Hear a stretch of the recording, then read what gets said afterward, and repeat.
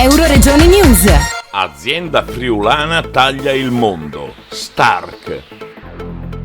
A Trivignano Udinese, quando si passa sulla strada triestina, non si può fare a meno di notare la scritta gigantesca posata a terra. Quelli sono gli stabilimenti produttivi e gli uffici di Stark SPA. Luca Solari è l'amministratore delegato di questa grande azienda in crescita ed espansione.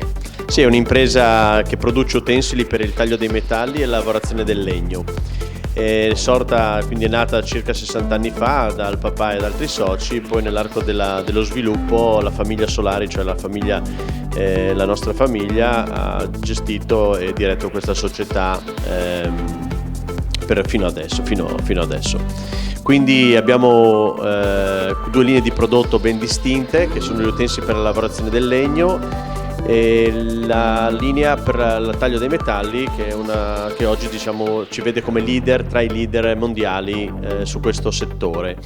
Abbiamo una forte internazionalizzazione, l'85% del nostro fatturato è per l'export, l'Europa la fa ancora da padrone, però siamo presenti in tutto il mondo, e questa internazionalizzazione ci ha poi spinto nei mercati di interesse, di più alto interesse commerciale, ad aprire anche delle società proprie, quindi delle filiali, che sono in Germania, in Brasile e in Cina. Ecco, in Cina, tra l'altro, questa società è anche una piccola unità produttiva, quindi mentre le altre sono società puramente commerciali, questa è una società produttiva, per cui una connotazione fortemente internazionalizzata e un marchio molto forte a livello mondiale. Infatti è, come dicevo, un'azienda leader in questo settore e si divide il mercato mondiale tra 3 produttori. La società è nata qui e quindi si è sviluppata principalmente qui.